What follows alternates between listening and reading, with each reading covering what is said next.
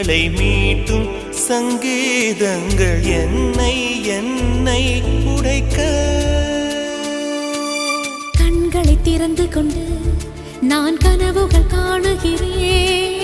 கண்களை மூடிக்கொண்டு நான் காட்சிகள் தேடுகிறேன். உன் பொன்விரல் தொடுகையிலே நான் பூவாய் மாறுகிறேன். பூமியில் நாம் வாழும் காலம் தோறும் உண்மையில் என் ஜீவன்